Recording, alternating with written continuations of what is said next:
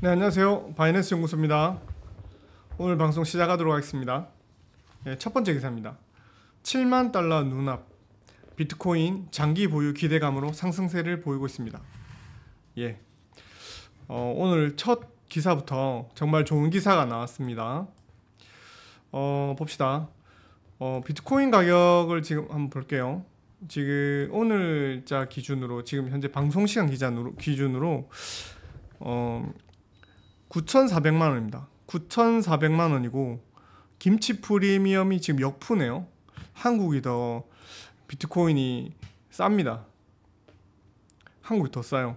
보통 상승장 때는 한국에서 비트코인이 더 비싸거든요. 근데 지금 한국이 더 비트코인 싸다는 거는 이제 외국에서 그 매수세가 더 많이 몰리고 있다는 겁니다. 그렇게 분석해 볼 필요가 있는 것 같아요. 아직까지 오를 가능성이 더 많이 있다. 왜냐면 아직 한국 시장에 있는 투자자들은 참여를 안 했다라는 거죠. 자, 한번 봅시다. 자, 비트코인이 달러 기준으로 지금 69,000달러를 돌파했습니다. 상승세를 키우고 있죠. 그리고 거래소에서 보유하고 있는 보유량이 6년 만에 최저치를 기록하고 있습니다. 시장 투자자들 같은 경우에는 장기 보유 전략을 지금 강하게 내세우고 있습니다. 이 말은 어떤 걸 뜻하냐? 이런 움직임에 보인다는 것은 시장이 강한 상승세를 키워올 것 같은 그런 기대감을 불러일으키거든요. 이제 주기영 대표가 있는 이제 클립토킨트 이제 데이터를 이제 분석했었을 때, 중앙화 거래소 CEX죠. 센트럴 익스체인지 비트코인 보유량이 약 현재는 270만 개입니다. 2018년 이후에 가장 낮은 수치예요. 거래소에서 비트코인이 빠져나가면 시장에서 즉시 거래 가능한 공급의 수량은 줄어들고 있습니다. 이제 공급량 감소는 이제 비트코인 상승의 요인 중에 하나잖아요. 이제 비트코인이 계속 예전에도 올랐던 게 뭐 반감기다, 이제 거래량이 공급량이 줄어든다 이런 것 때문에 이제 비트코인 주로 상승하는데 그런 거죠. 시장에 매물이 나오지 않는다. 하지만 사고 싶은 사람이 많다. 그러면은 가격이 오르는 겁니다. 일단 실제로 비트코인 거래소에서 보유량이 감소할 때 비트코인이 가격이 상승하는 패턴을 반복해 왔습니다. 그리고 여러분 지금 현재 너무나 당연시되고 있는 거지만 올해 초에 미국에서 비트코인 상장 지수 ETF가 출시됐어요. 아직까지 1년도 안 됐어요. 이제 그래서 기관 투자자들이 매수세가 더욱더 강하게 들어오고 있어요. 현물 ETF 같은 경우에는 비트코인 투자를 좀 더 쉽게 만들어줍니다. 실질적으로 우리나라도 기관이나 법인들이 투자를 할 때 비트코인을 사고 싶어서 사실 현재는 살 수 없죠. 하지만 조만간 살 수 있게 될 것 같은데, 그게 이제 ETF 같은 경우에 우리나라에서 승인을 해준다면 ETF도 우리나라에서 기관이나 법인들이 손쉽게 구매할 수 있겠죠. 실제로 블랙록과 같은 대형 자산운용사들은 현물 ETF를 통해서 강력하게 대규모 비트코인 매입에 나서서 시장의 신뢰도를 높여가고 있습니다. 기관 투자자들 같은 경우에는 개인 투자자들보다 가격 효율성에 거는 기대가 좀 더 크거든요. 이제 개인 투자자들 같은 경우에는 시장에 대해서 되게 유연하게 대처할 수 있는가 하는 반면에, 이제 기관 투자자들은 살 때도 신중하고 팔 때도 되게 신중하잖아요. 왜냐하면 쉽사리 사고 파는 것 자체가 쉽지가 않아요.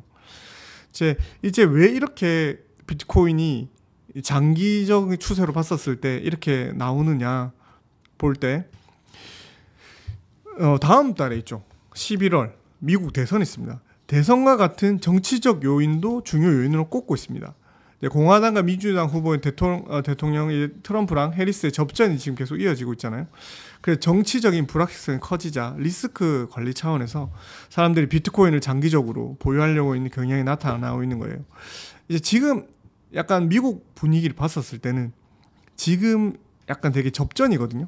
누가 이길지 모를 것 같으니까 약간 테마주나 이런 것들을 봤었을 때는 어떤 사람이 이기고 지느냐에 따라서 가격 변동이 되게 심하게 나타나는 것 반면에, 이제 비트코인 같은 경우에 위험 회피를 위해서 안전자산을 매입하는 그런 것 단계로 이제 비트코인을 사고 있다는 거죠, 사람들이. 우리나라는 이제 역푸니까 우리나라 사람들 아직 안 사고 있다는 걸 우리나라 사람들은 아직까지 좀 관망하고 있다고 해야 되나? 한번 볼게요. 우리 항상 보는 지수 있죠? 이제 공포 탐욕 인덱스라고 이제 퓨어 앤 그리드 보면은 이제 우리가 저번 방송 때 56이었는데 아직 57이에요. 57이 앞에 5자로 시작하면 아직까지 중립이라는 얘기거든요. 아직까지는 애매모호하다라는 겁니다. 애매모호합니다. 아직. 이제 월스트리트 저널에서 과거 사례로 볼 때 선거 후의 금융시장 상황 예측과는 달랐음에도 투자자들은 미국 대선과 관련한 투자를 늘리고 있다라고 보도를 하고 있고, 투자자들이 베팅한 칼치라고 하는 베팅 플랫폼이 있거든요.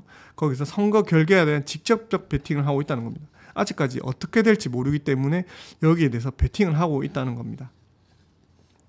그리고 지금 비트코인이 오르고 있다.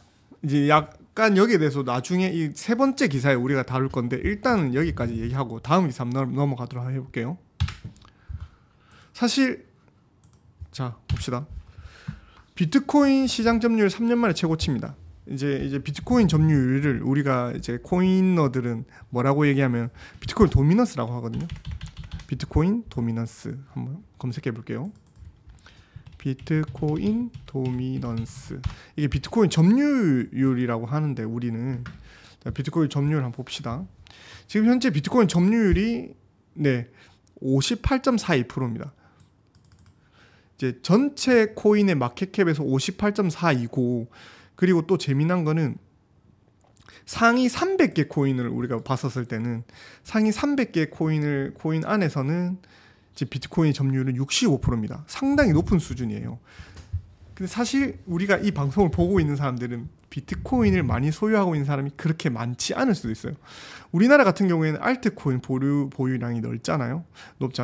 그렇기 때문에 우리가 기다리는 알트 시즌은 과연 언제인가 딱 봤을 때 알트 시즌에 대해서 사람들은 이렇게 분석하고 있습니다.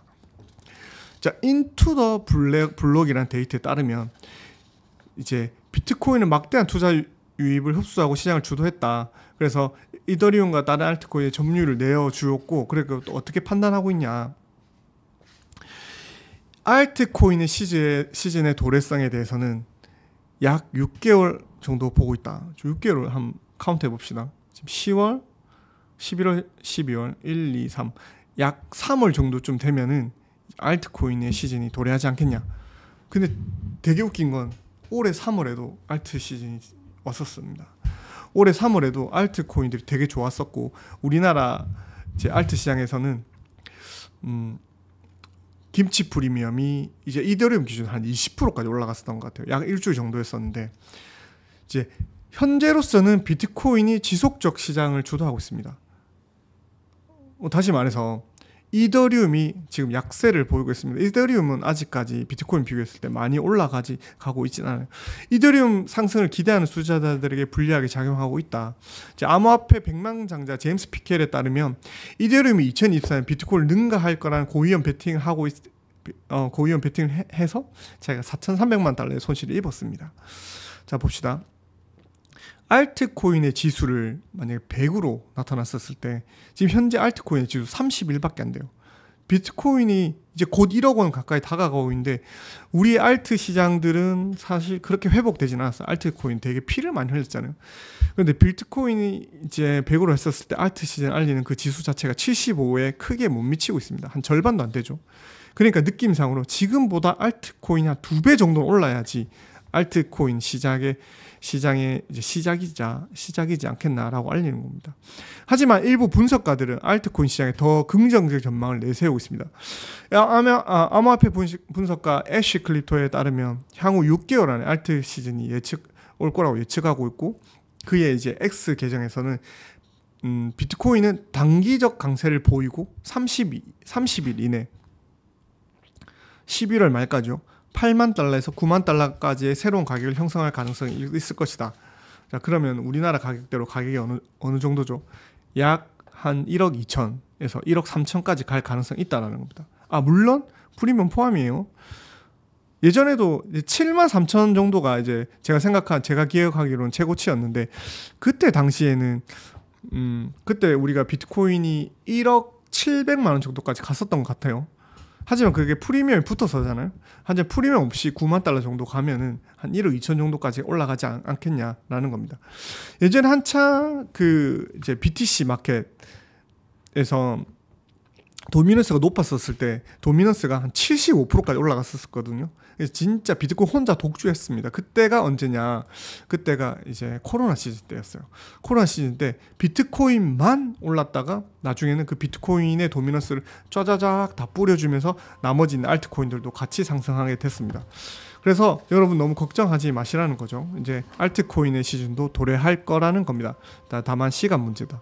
자, 그럼 비트코인이 왜 오르냐 봅시다. 트럼프 믿고 한번 가자. 네, 대선 테마 타고 비트코인 69,000달러 돌파했다라고 합니다. 오늘 자고 일어났으면 7만 달러 돌파할 가능성도 있습니다. 지금 조금씩 2보 전진했다 2보 후퇴했다가 진짜 조금씩 제자리 걸음을 하는 듯 보이지만 비트코인은 오르고 있습니다. 가상자산 시장이 트럼프 트레이드에 반응하고 있습니다. 그동안 눌렀던 가격이 전고점을 향해서 뛰고 있습니다. 우리가 기억한 전고점 73,000달러죠. 진짜 얼마 남지 않았습니다. 21일 글로벌 코인 시장 플랫폼 코인마켓캡에 따르면 오후 1시 기준 비트코인의 가격은 저번 주에 대비해서 8.31% 상승해서 94,220만 7,530원까지 올랐습니다. 이날에 9,500만 원을 돌파했고, 비트코인에 의해서 시가총액 2위 가상자산 이더리움도 전주 대비해서 8.91% 상승했습니다. 소소하죠. 이제 이더리움 같은 경우는 우리가 500만 원 돌파했었습니다. 아직까지 이더리움 가야 할 길이 많고, 이더리움 한 500만 원 정도를 돌파해 줘야지 알트 시장이 오를 것 같거든요. 그래서 지금 현재 이게 왜 비트코인 오르냐 봤었을 때 트럼프 우세 전망으로 보기 때문으로 분석되고 있습니다. 자, 블록체인 기반 예측 서비스의 폴리마켓에 따르면 트럼프의 당선 확률이 60.9%, 해리스의 당선 확률이 39.1%로 나타났습니다. 트럼프가 이겼으면 좋겠어요. 그래서 우리 같이 가상자산 시장이 한번 좀 심하게 불장으로 들어갔으면 좋겠습니다. 자, 봅시다. 다음 기사인데, 이제 코인 시장이 강세를 보이면서 긍정적 힘을 받고 있습니다. 코인 파생 상품 거래소 바이비트 기관 책임자 크롤리 아룰리아는 11월 미국 대선이 다가오면서 투자자들이 비트코인의 강세를 추세에 재개될 것이다. 그리고 베팅에 더 확신을 가질 수 있을 것이다 라고 얘기를 하고 있습니다. 그리고 긍정적 성명을 발표했으며 규제의 명확성에 대해 기대를 하고 있다. 이 규제는 이제 트럼프가 당선이 된다면 미국이 암호화폐 주도 나라라고 트럼프가 선언을 했잖아요. 거기에 대한 규제들을 발표할 것이다 라는 기대감 때문인 것으로 저희는 예측하고 있습니다. 자, 봅시다. 그래서 만약에 트럼프가 당선됐었을 때 알렉스 스바네크도는 2025년에는 역사상 가장 큰 상승장이 올 것이다 라고 얘기했어요. 자, 트럼프의 대선 승리 확률이 60%를 넘어서면서 이런 것들은 이제 예측시장의 조작의 논란이 일기도 했습니다. 탈중앙 예측시장 플랫폼에서 제기되고 있는 조작 우려는 사실이 아니다. 미국 전용 플랫폼 칼시, 아까 얘기했잖아요. 그 대선에 이제 양 사이드에 두고 누구를 이길 것인가에는 베팅 플랫폼이에요. 칼시에서도 도널드 트럼프 전 미국 대통령에 베팅하고 있다라고 해명을 했습니다. 그리고 우리가 보통 비트코인이 오르게 되면 비트코인 왜 오르지? 약간 이유를 많이 찾거든요. 하지만 오를 때가 돼서 오른 것 같습니다. 왜냐하면 비트코인 같은 경우에는 4년 주기설이 있잖아요. 그 4년 주기설이 올해입니다. 올해 말이고, 그리고 아직까지 리스크가 없다라고 얘기하긴 힘들어요. 사실 지금 중동에서 전쟁 중이잖아요. 지정학적 리스크도 여전히 존재하고 있기 때문에 우리가 아직 집중해야 될 뉴스는 좀 많이 있는 것 같아요. 아직은 안심하기 힘들 수도 있습니다. 왜냐하면 항상 잘 가다가 삐걱했다가 다시 올라가거든요. 그래서 한번 조정 없이는 비트코인이 완만하게 올라간 적이 없었단 말이에요. 그렇기 때문에 한번 이제 어떤 조정장에도 대비해야 될 수도 있다는 겁니다. 그래서 사람들이 뭐 이렇게 판단하는 사람도 있죠. 뭐 조정하면은 비트코인이 약 7만 달러 찍었던 시점에 한번 털고 가겠다 이렇게 생각하는 사람들도 있고, 투자하는 사람들이 이제 비트코인 조정이 크니까 한번 올랐었을 때 한번 털고 저점에 다시 잡고 올라간다 라고 하지만, 모든 사람이 그 본인 같다라는 생각을 좀 버려야 됩니다. 될 것 같았으면 다 부자가 됐겠죠. 쉽지가 않아요. 안 되니까. 그래서 제가 얘기하는 게 홀딩해라. 홀딩하면은 버스 태워준다. 근데 내가 버스를 내렸다 탔다 내렸다 탔다 환승해서 더 빨리 갈 수 있을 거라고 생각하지만 버스가 더 빨리 지나갈 수 있다라는 거죠. 그걸 조심해야 됩니다. 근데 이게 버스를 환승하려고 기다리고 있는데 환승해서 가는 사람보다 가만히 버스 타고 있는 사람이 더 빨리 갈 수도 있다는 거예요. 무슨 말씀인지 알겠죠? 버스가 안 올 수도 있다는 거예요. 그래서 거기에 유의해서 투자에 한번 집중해 보셨으면 좋겠습니다. 자, 오늘 방송은 여기까지고요. 이제 내일 방송도 한번 기대해 봤으면 좋겠습니다. 내일 과연 이제 퓨어 앤 그리드랑 비트코인의 가격이 얼마까지 올라갈 것인가 기대되고, 그것들을 우리가 한번 기대하면서 뉴스를 바라봤으면 좋겠습니다. 감사합니다. 피스.